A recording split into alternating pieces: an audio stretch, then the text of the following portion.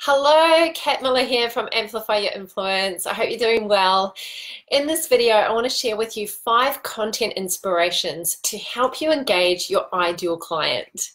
Now, a lot of people say to me, I don't know what to post. I run out of ideas. I feel like I've posted everything that I can think of to post. So if you're getting a little bit stale on some of your social media posts, or maybe your blog posts, or you're struggling to think about what to create a video on, then in this video, I'm going to share 5 different ideas for you.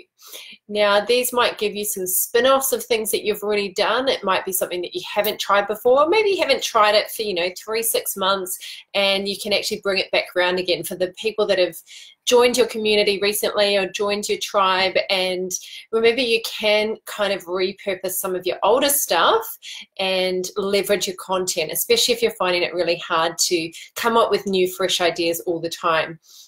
Now, we know that content is really important when it comes to growing your business and attracting new clients. So if we're not regularly producing consistent, original, valuable content, then our ideal clients aren't going to be able to find us. They're not going to be able to know that we are trustworthy, that they can know us and really get to know our stuff, that they can learn from us, that they can get value from us.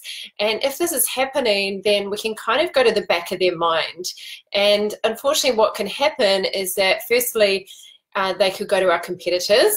Secondly, it means that they could actually just forget about you, and then when you do pop up in their email inbox, they're like, who's that?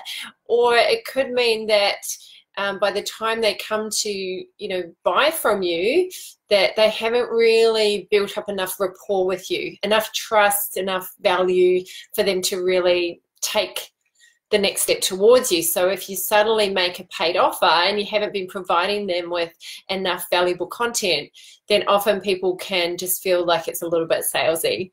Thanks for joining me. Hi Phil, hi Lauren, good to see you guys on here. So here are the 5 content inspiration ideas that you can use to engage your ideal client. The first one, number 1, is to think about the number 1 question that you get asked. So there's probably a question that you get asked quite a lot by your clients or by your followers or people on your Facebook page or your Facebook group, or even just chatting to people at networking events and things like that. There's probably one main kind of question that people ask. So for example, Lauren, who's on here, she's one of my clients.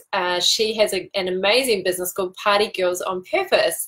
And I imagine people probably say, I don't know, Lauren, you can correct me if I'm wrong in the comments, but they probably say, what's that all about? What do you mean Party Girls on Purpose? What is this? I imagine the number 1 question is, what's this all about? Tell me more.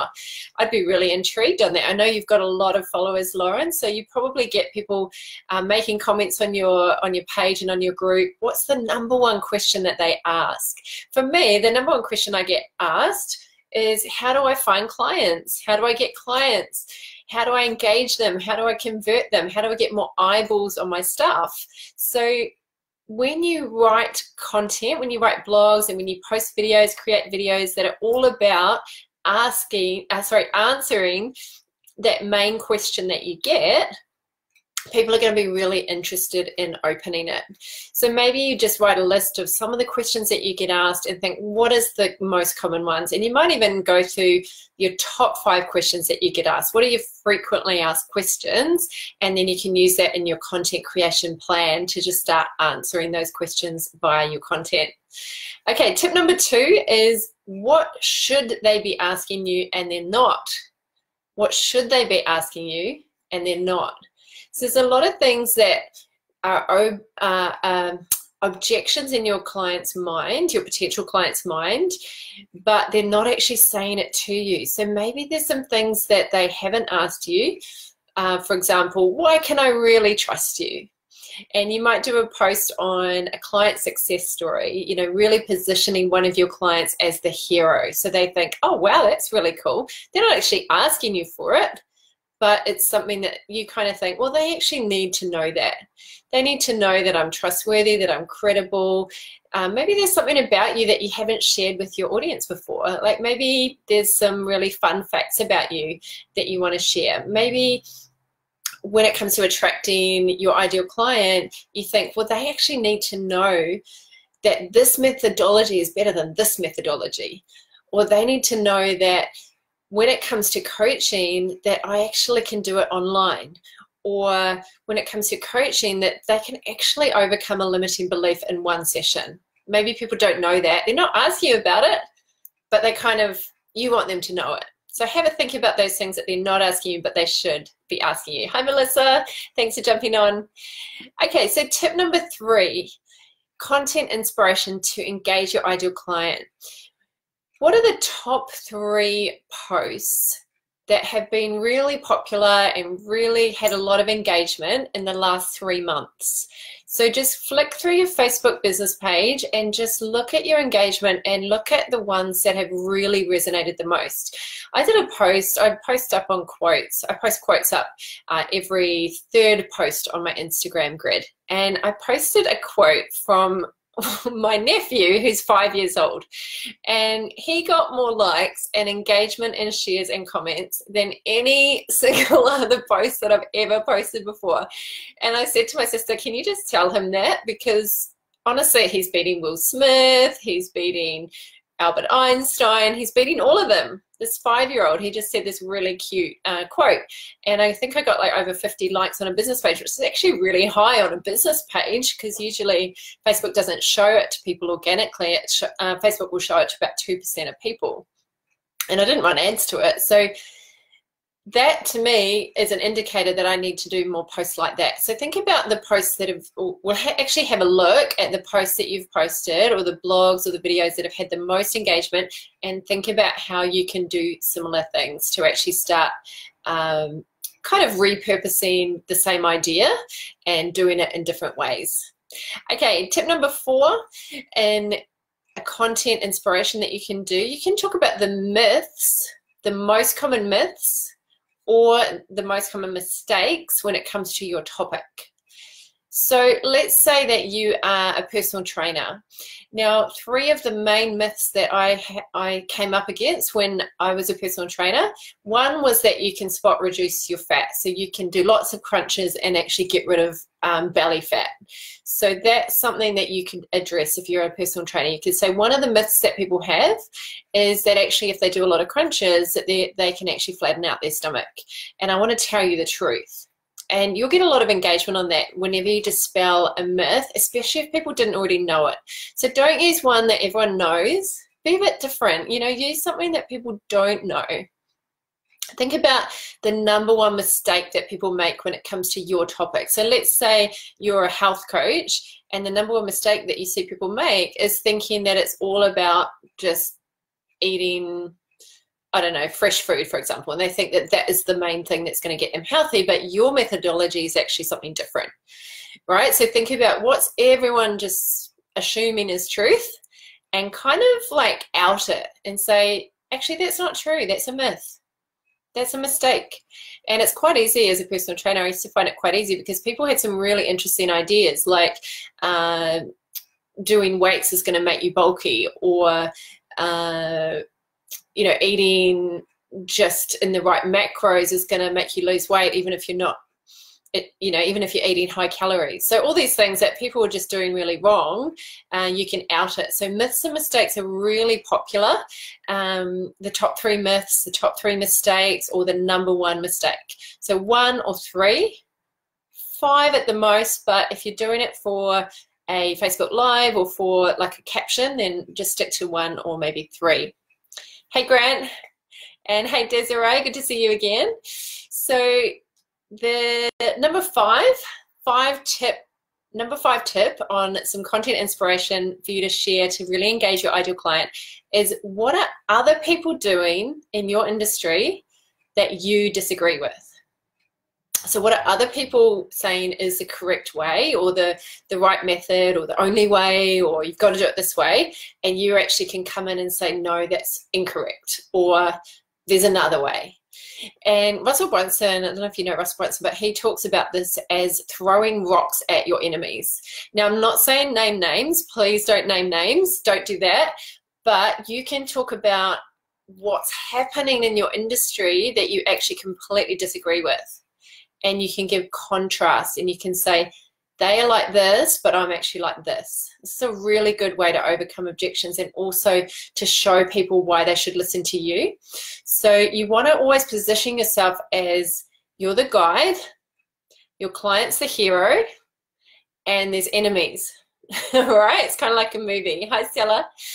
So you're the guide, you're helping your client, who's the hero, to get where they want to be from hell to paradise, you know, that journey. And there's also enemies along the way. And these are kind of your competitors, right? So you don't name them, but you might call out what's happening in the industry. So for example, you're a personal trainer and you actually start to talk about some of the downfalls of your competitors. So a competitor of a personal trainer could be Weight Watchers. It could be If It Fits Your Macros. It could be Jenny Craig's. It could be an online program, right? So those are the kind of competitors. And you might see some holes in those competitors. So you actually start to say, these are the problems with these other methods.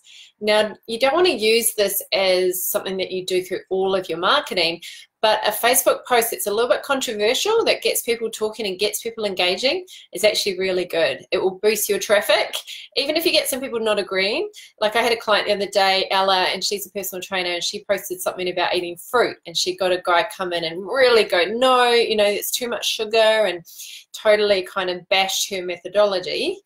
And so she went back and forth with him and talked about fiber and that kind of thing, and just said, I agree with this method, and he was saying, that's, you know, I don't agree with that. But that got her heaps and heaps of engagement. So you know that I was saying, you know, all publicity is good publicity. Don't be scared of the haters. If you get a few people that disagree, good. You know, that's what marketing is all about. You're going to attract some people, you're going to repel some people. So don't worry about that. So I'm just going to recap. Here are the top 5, well, not top 5, but here are 5 content inspiration ideas for you. Number 1, identify the number 1 question that you always get asked and actually answer it through some content. So you can do a social media caption on it, or you could actually create a blog or a video on it. So maybe write the top 3 or the top 5 questions that you get asked, and that could be some content for you. Number 2, what should your client or your ideal client be asking you, but they're actually not? So what do you want them to ask you? And then actually answer it. Number 3, what are the top 3 posts that you've posted in the last 3 months or even 6 months that have got the most engagement? And then see if you can come up with, like, mind map it out on paper of other things that are going to be similar, because you know that that's the kind of thing that people like. Number 4, post the myths or the mistakes. So the 3 top common mistakes people make, or the 3 myths, or the number 1 myth, or the number 1 mistake. And number 5, what are other people doing that you disagree with? So have a little bit of a rant, have a little bit of a controversial dig. That's always good on social media. Hey Lisa, thanks for joining me. So which one are you going to do? Which of these 5 tips are you going to do? I'd love to hear if you've got some value from that. Just pop it in the comment. Are you going to do number 1, 2, 3, 4, or 5? And if you have any questions on content creation, how to make it work, any ideas or any examples you want me to throw out, this is one area that I'm really passionate about helping people with, and I love helping people with their copywriting. Copywriting is basically any kind of content that you create that is designed to influence, that is designed to sell or to market. So every time you're doing any piece of content online, it's a marketing piece. Your blog, your whole blog is a marketing piece. It's really like a sales letter. Yes, give lots of value. Always give lots of value, help people solve their problems, but you want to help someone to go from A to B through your content and not from A to Z, or think that they're going from A to Z. You can't solve someone's whole problem through one video or through one blog post or even through multiple. You can only get them one step closer in their journey. They actually need to invest in you and pay you money to get the full spectrum of what you offer. So don't deceive them into thinking that you're solving all their problems through your free content. Make sure that your content just opens up their mind, plants some seeds, gets them thinking, gets them to know, like, and trust you more, maybe overcome some of the objections that they have about taking that next step forward towards you. it's important that your content doesn't leave the person feeling like their problem is solved, because that's doing them a disservice, because it's not actually solved. They've still got more work to go, and that's what they need to pay for. I used to do this all the time as a personal trainer. I would take someone through their free session and I'll be like, this is how you use this machine, and this is our cool stuff over here, and let me show you how to do this and this and this. And then they would say, thank you very much. I'd spend an hour with them and they'd say, I'm good, I'm fine by myself now. And I'd think, oh, I totally just gave them the impression that they could be fine without me in that 1 hour session. And usually they would come back to me and say, actually, it's not working, I need some help. So I hope that that helped. Oh, hey, Kath, good to see you on here. Kath's in New Zealand and Lauren is in the UK. We've got an international Facebook Live going on. Hey, Angela, good to see you. So Desiree said, what was the second one? The second one is, what should your ideal client be asking you, and they're not asking you? So the first one is to identify what they are commonly asking you. What's your ideal client commonly asking as a question, and answer that. But also there's some things that they should really know about you, and maybe you haven't shared them. Maybe you haven't told them that you've got a master's degree in leadership. Maybe you haven't told them that you can help them solve this particular problem, or fun facts about you, or some content that they maybe didn't know. I was working with a lady for years as I was her personal trainer, and I remember one time I said to her, don't forget to have protein after your workout, otherwise you waste your workout. And she goes, what? I said, if you don't have protein, then, you know, the longer you leave it before you have protein, you know, your muscles need to recover. They need that nutrient straight after your workout. She goes, I never knew that. And I just thought, oh my gosh, I didn't share that with her. I kind of just assumed she knew it.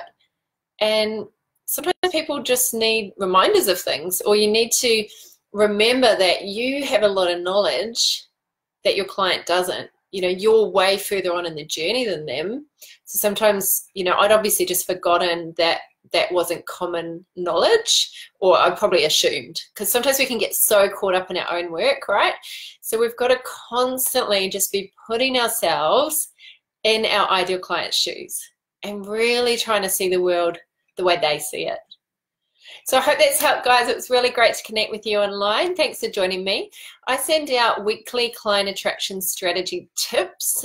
So what I do is I download these videos. So if you jump on partway through, you can watch the video again from the beginning, and you also get access to the transcription. So I transcribe it, I put it into written form, so you get all the steps, and you get like a cheat sheet. Well, it's actually in a blog form, but it means you get the written version and the video. So if you want that every week, really valuable tips to help you grow your business, to help you attract more clients. I've popped the link in the video caption, so just click on that and just pop your details in and I'll hook you up. So you'll just get that every week come through on the email, then you won't miss them.